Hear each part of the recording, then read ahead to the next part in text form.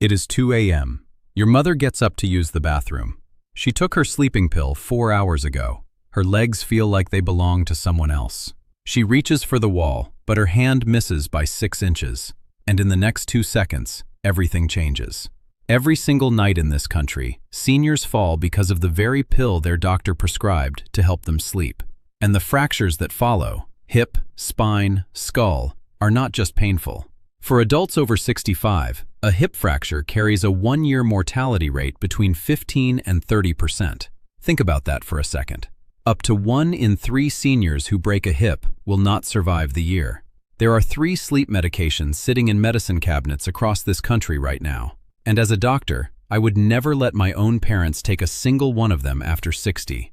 By the end of this video, you will understand exactly why. I am Dr. Richard James, and I have spent over 3 decades watching patients walk into my office on medications their bodies stopped being able to handle years ago. Sleep medications are some of the worst offenders, and what I am about to share with you is something I wish every one of my patients had heard 10 years earlier. Before we go through each of these 3 medications, I need you to understand something about your body after 60 that changes this entire conversation. After 40, your kidney filtration rate drops by roughly 1% per year. By the time you reach 70, your kidneys are filtering drugs at a fraction of the speed they did when those drugs were first prescribed to you. Your liver enzymes slow down, and your body composition has shifted dramatically. More fat, less muscle. That matters because these sleep drugs are fat-soluble. They dissolve into your fat tissue and linger in your system far longer than they were designed to. Here is the part nobody explains. The dose printed on that label was tested on younger adults. It was calculated for a body with faster kidneys, a more active liver, and a completely different ratio of fat to muscle. You do not have that body anymore. And that mismatch, that gap between the dose on the bottle and what your body can actually process, is what turns a sleeping pill into a fall waiting to happen. A single fall after 65 can end independence permanently. Fewer than half of seniors who fracture a hip ever return to their previous level of function. Some 20% end up in long-term care facilities. And the sleeping pill that caused the fall? It is still sitting on their nightstand, ready to do it again tomorrow night. But here is the part that should frustrate you. Your doctor knows these medications are dangerous for seniors. There are guidelines, explicit guidelines from the American Geriatric Society, recommending against them after 65. So why are millions of prescriptions still being written every single year? I will explain that too. But first, let me tell you about the 3 drugs themselves. The first medication is Zolpidem. You probably know it as Ambien. It is the most prescribed sleep medication in America, and for adults over 60, it is one of the most dangerous pills in your medicine cabinet. Here is how Zolpidem works against you. When you take it at bedtime, it sedates you quickly. That part works. But in a senior's body, the drug does not clear out by morning. It lingers. The half-life of Zolpidem, the time it takes for half the drug to leave your system, averages around 2.8 hours in younger adults. But in seniors, with slower kidney clearance and more fat tissue storing the drug, that effective duration stretches considerably. At 3 a.m., when you get up to use the bathroom, the drug is still working. Your muscles are relaxed. Your balance is impaired. Your brain is foggy enough that you might not even realize you are in danger.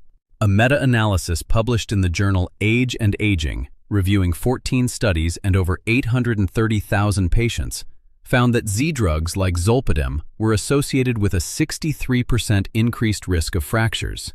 And when researchers looked specifically at injuries following Zolpidem use across more than 160,000 patients, the risk more than doubled. That is not a small increase. That is your bones paying the price for a pill that was supposed to help you rest. I had a patient, 72 years old, sharp as a tack during the day, who had been taking Ambien for 3 years. She fell at 3 a.m. walking to the kitchen, fractured her hip. She told me she did not even remember getting out of bed. That is what this drug does. It sedates your brain but leaves your body just awake enough to move, without the coordination or awareness to move safely. In January 2013, the FDA took the unusual step of cutting the recommended dose of Zolpidem in half for women and advising lower doses for seniors. The FDA acknowledged that blood levels of the drug were remaining high enough to impair alertness the next morning, even 8 hours after taking it. The agency found that women eliminate Zolpidem from their bodies more slowly than men, with blood concentrations roughly 45% higher at the same dose. And yet millions of seniors are still taking it at doses that were designed for younger patients decades ago. Here is what I want you to do right now if you are taking Zolpidem. Check the dose on your bottle. If it says 10 milligrams, that dose is almost certainly too high for you after 60. The FDA recommends 5 milligrams for seniors, and even that may be more than your body can safely handle. There is one more thing I need you to understand about these drugs. There is a specific window, roughly 2 to 4 hours after you take one of these pills, when your fall risk is at its absolute peak. I will explain exactly why when we get to the third medication on this list. That is medication number 1. But here is what makes this even more dangerous. The next medication on this list is one that doctors refill month after month, sometimes for years, without ever reassessing whether you still need it. The second medication is eszopiclone. You might know it as Lunesta. This is the one they hand you a refill for every 30 days like clockwork. And that refill, that automatic renewal, is where the real danger begins. Z drugs were never approved for long-term use. The clinical trials that got these medications on the market lasted weeks, not years. And yet I see patients who have been on eszopiclone for 5, 7, even 10 years. Nobody ever asked whether they still needed it. Here is what happens when you take eszopiclone long-term. Your body builds tolerance. The drug becomes less effective at the same dose, so you need more. But more does not just mean more sedation at night. It means more cognitive impairment during the day. It means slower reaction times. It means waking up in the morning feeling like you never really slept at all, because the quality of sleep that Z drugs produce is not the same as natural sleep. These drugs suppress slow-wave sleep, the deep, restorative phase that your brain needs to consolidate memory and repair itself. And here is where it compounds. If you are over 65, you are probably taking other medications too. Your blood pressure pills, your antidepressants, your cholesterol medications, maybe a pain reliever. Each one interacts with eszopiclone, and each interaction chips away at your balance, your coordination, and your judgment. The more medications you stack on top of a Z drug, the more unpredictable the effects become. Now, I know what some of you are thinking, but my doctor prescribed it, so it must be fine. And I understand why you would trust that. But here is the reality. The American Geriatric Society has explicitly listed Z drugs, Zolpidem, eszopiclone, and zaleplon, as potentially inappropriate medications for adults over 65. That is straight from the 2023 AGS-Beers criteria, which is the gold standard reference that doctors are supposed to use when prescribing to seniors. That guidance has been on the books for years. The problem is not that the information does not exist. The problem is systemic. A 12-minute appointment is not enough time to have this conversation. Most primary care physicians receive minimal training in sleep medicine, and the path of least resistance, writing a refill, takes 10 seconds. Sitting down with a patient to discuss behavioral alternatives to sleeping pills takes 30 minutes. The system rewards speed, not safety. This is the part that frustrates me the most as a doctor. Your doctor is not negligent. Your doctor is overwhelmed, and you are paying the price. Now, this next one is the one that keeps me up at night, because the third medication on this list is the one that doctors call the safer option. And that label, safer, is exactly what makes it the most dangerous of all. The third medication is zaleplon. You might know it as Sonata, and if your doctor ever reassured you by saying, "This one is the short-acting option, it is much safer," I need you to hear what I am about to say very carefully. A short half-life means the drug wears off fast. Zaleplon clears your system in roughly 1 hour. That sounds like a good thing, but here is what actually happens. You take zaleplon at 10 p.m. You fall asleep. By 1 a.m., the drug is gone. Your insomnia comes roaring back. So what do? You reach for the bottle and take another one. And that second dose, the one you took half asleep at 1 a.m., peaks in your bloodstream at exactly the moment your body is at its weakest. Between 2 and 4 a.m., your core body temperature drops to its lowest point. Your blood pressure is at its daily minimum. Your coordination and reaction time are at rock bottom. And now you have a fresh dose of a sedative layered on top of all of that. This is the window. This is when the falls happen. A 2022 study published in BMC Geriatrics, analyzing Medicare claims from nearly 1.7 million beneficiaries aged 65 and older, found that seniors taking insomnia medications experienced more than twice the risk of falls compared to controls. The odds ratio was 2.34. That is not a marginal increase. That is a doubling of your fall risk. And the danger is highest in those nighttime hours when your body is already at its most vulnerable. The SAFE label makes patients less cautious. It makes doctors less vigilant about follow-up.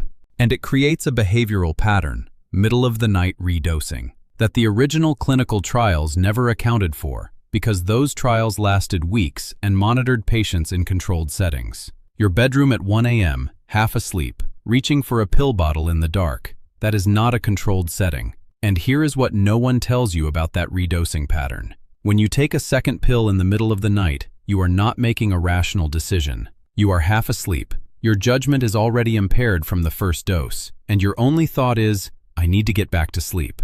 You are not checking the clock. You are not calculating whether enough time has passed. You are reacting out of desperation. And that desperation is exactly what makes Zaleplon so dangerous for seniors. It creates a cycle where the drug's weakness, its short duration, becomes the very thing that puts you in harm's way. So now you know the 3 medications. You know how they work inside your body. You know why your doctor keeps prescribing them. The only question left is the most important one. What do you actually do about this, starting tonight? Now I know some of you are thinking, I have been taking my sleep medication for years and I have never fallen. And I hear you. But I need you to understand something. The fall only has to happen once. And every year you stay on these medications, the cumulative risk shifts against you. It is not that you are safe. It is that you have been lucky. And luck is not a medical strategy. And for those of you thinking, I cannot sleep without it, what am I supposed to do? I hear that too. Sleep deprivation is real. It is miserable. And I would never dismiss that. But here is what I need you to understand. The medication is not solving your insomnia. It is masking it while quietly adding fall risk on top. There is an approach called cognitive behavioral therapy for insomnia, CBT-I. A systematic review published in the journal Focus, comparing CBT-I directly to sleep medications, found that CBT-I produced superior long-term sleep outcomes. No pills, no fall risk. And unlike medications that stop working as your body builds tolerance, CBT-I teaches your brain how to sleep again, permanently. I am not telling you to stop your medication cold turkey tonight. That can actually be dangerous. Withdrawal from Z drugs can cause rebound insomnia, anxiety, even seizures in rare cases. What I am telling you is that there are options your doctor may not have mentioned, and you deserve to know about them. So here is exactly what I want you to do. This is the protocol I give my patients, and I want you to follow it precisely. Step 1.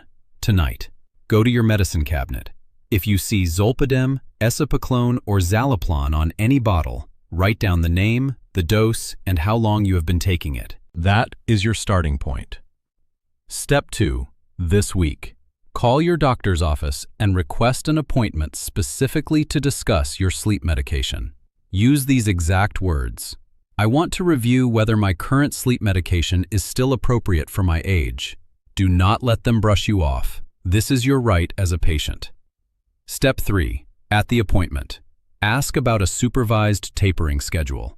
Never stop Z drugs abruptly. Withdrawal can cause rebound insomnia worse than what you started with, and in some cases, anxiety or even seizures. A proper taper takes weeks, sometimes months, and it should be monitored by your doctor the entire time. Ask about a CBT-I referral. This is a structured program, usually 6 to 8 sessions, that retrains your brain's relationship with sleep. And ask about sleep hygiene protocols designed specifically for adults over 60, because the sleep advice that works for a 30-year-old does not necessarily work for you. Step 4. Starting tonight, even before you see your doctor, keep your bedroom cool, between 65 and 68 degrees. No screens for 1 hour before bed. The blue light from your phone or tablet suppresses melatonin production and makes it harder to fall asleep naturally. If you wake in the middle of the night, do not reach for the pill. Get up, sit in a dim room for 20 minutes, and let your body recalibrate naturally. Do not look at the clock. Do not turn on bright lights. Your body knows how to fall back asleep. You just need to stop interfering with the process. I am not asking you to fight your doctor. I am asking you to walk into that appointment with information that could protect your independence for the next 20 years. Your body has been telling you something every time you felt unsteady at night, every time your legs felt heavy in the morning, every time you reached for the wall and were not sure why. Those were not signs of aging. Those were signs of a medication your body can no longer safely handle. If someone you love, a parent, a spouse, a friend, is taking one of these 3 sleep medications, please share this video with them. You might never know it, but you could be the reason they do not fall tonight. I am Dr. Richard James. If this helped you understand something nobody had explained before, subscribe, because next week I am covering 5 common medications that are silently raising your blood pressure, and your doctor may have no idea. Take care of yourself tonight. You have earned a good night's rest. I will see you in the next one.